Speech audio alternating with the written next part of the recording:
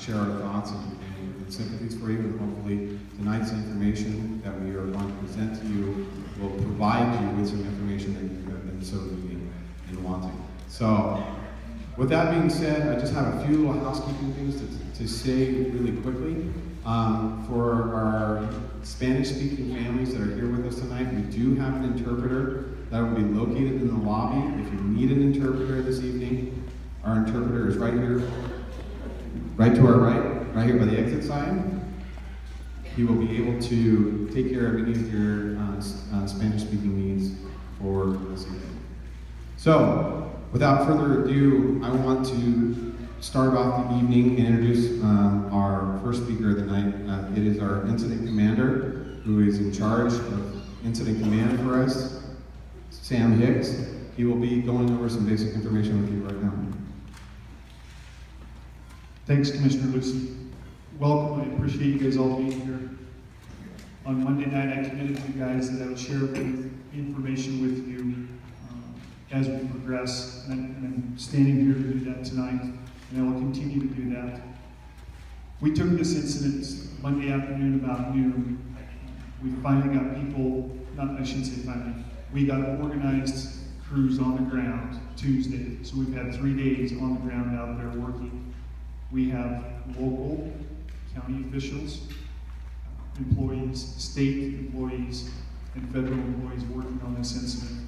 This isn't just an incident for Washington County. This incident has gone clear to Washington, D.C. I was on the phone today with Senator Heller, briefing him on what we're doing to try and mitigate this incident. The past few days have been relatively favorable for us. We've seen very little rise in the water. We're still trying to find accurate data for how much snow is up on Peabody. We cannot find a snow-tail person or site in the western U.S. We've gone clear to Washington, D.C. asking for help on this data because we can't properly mitigate this situation without knowing how much water is up on the hill. We continue to look at alternative options. We're working daily on guessing how much snow is up there. We're using other sites that are fairly close, but we don't think that they're accurately representative of Peabody. We're trying to model those other sites on Peabody and figure out how much water is going to come down in there. Our ultimate goal is to keep the water that's there from impacting any more residents, get it out of the residents that's impacted, and then not further push it into residents that aren't impacted. Our crews continue to sandbag on a daily basis. We have the National Guard out there assisting with that. We've mobilized a USAR team out of Vegas that's should be here tomorrow to help us further assess and mitigate this issue. And we're looking at other options. I heard Monday, that there's several different options out there from the public. We're exploring all those options. And when we think we have something that's fairly representative for the snowpack on Peabody, we're going to plug in that option that's going to minimize the impacts to the public and you guys. We have a shower unit that is in place. It's over on Lemmon and Pompeii. It's a portable shower unit. It'll be up and running tomorrow morning at 7 a.m. You can also fill water jugs out of that site. It has domestic water capabilities on the shower unit. It will be open from 7 a.m. in the morning till 9 at night. We're working continuous with social services to gather data and assist you guys as we can. They are working diligently to find residents or alternative housing for you guys that are impacted by the water. Greg Jackson, Operations Chief, will give you an update on the operations for today and kind of what's planned for tomorrow. When you look at this incident, while it seems like we have a small crew that's working on it, you can probably estimate that there's over 500 people today working on this incident from the local level to the national level. You don't see those 500 people out on the ground. Those are technical specialists that are working behind the scenes, trying to model things, figure out flows, mapping things. And it's here locally, it's at the state level, and it's at the national level too. So while it seems like we don't have that many people here working on this incident, Monday, that number could easily double. We opened up Lemmon Drive today. They raised that 18 inches, and that was primarily to give some relief to the alternative route that was out there. It's a temporary fix. It's not designed for high-speed traffic. That was at your guys' wishes that were impacted by the alternative routing that's going on out there. We're also looking at other measures to help relieve some of your guys' stress, like garbage pickup. I believe yesterday was garbage pickup out there, and it caused some problems. We're working to help get you guys propane to the areas that are needed. We're also looking at securing utilities, power, and propane out there, so that we don't have rogue propane tanks floating around out there. That is in the works.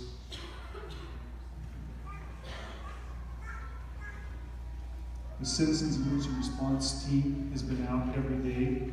Those are volunteers. Those people aren't being paid. They're going door to door. We understand that people work during the day too, so they're taking a break today and tomorrow, and they'll be back out Saturday to gather assessments for the citizens that work. So we understand and we heard loud and clear that you aren't home during the day 8 to 5. We adjusted the social services command post hours to stay open past 5 o'clock at night, so that you folks that do work can get the services you need after hours when you come home. We continue to look at any other ways that we can support you. Our guys out there are working day in and day out. The crews are working. They're talking to you, I hope. We're working on getting some critical pieces of our team in place. We're looking for a PIO person, somebody that can get you guys more accurate information, and you'll have signboards in key locations on Lemmon Drive, at the grocery store, at the social services place, at the sandbag locations. That way you guys can see everything that we're putting out there. You don't have to guess what's going on.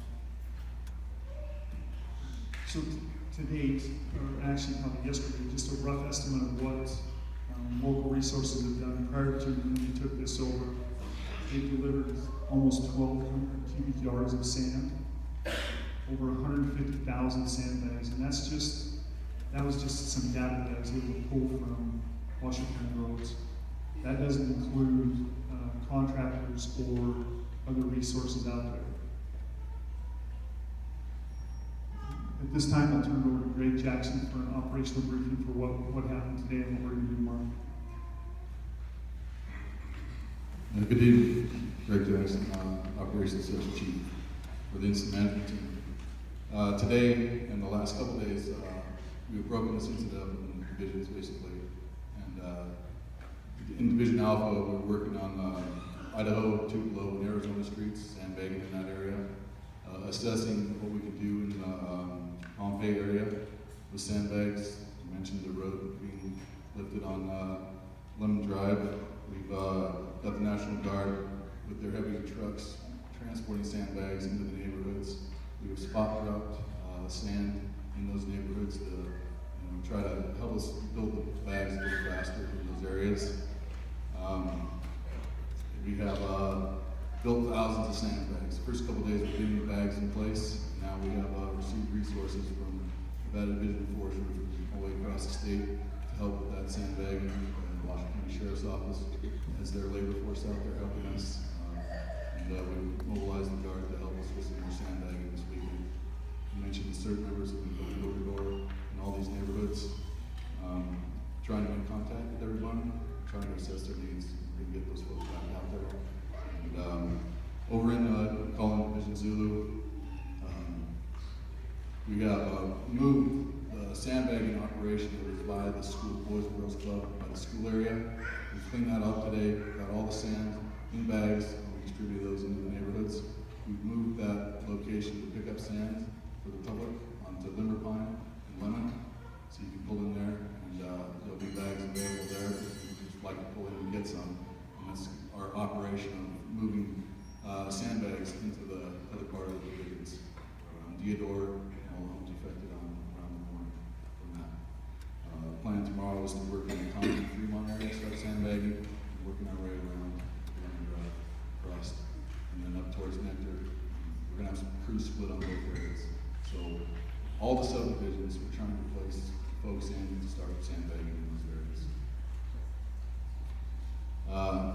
Really appreciate the community effort, especially with the volunteers that have been coming out to help us. And we're listening, we're trying to get the data. So if you have some information for us, please stop by our booth out here. We have property survey assessment. If you could do that for us. Mostly it's a contact information so we can call you back. And if you have any needs, please write those down. Animals, we're trying to build a plan based on the information we're getting, but there's a lot of residents that knock on the doors and get that information. So if you could stop, if you haven't filled out one of those forms, there are our booth out there. We appreciate all the information you provide us. We've been, going out making contacts and keeping in touch with social services based on the contacts that we've made. Thank you.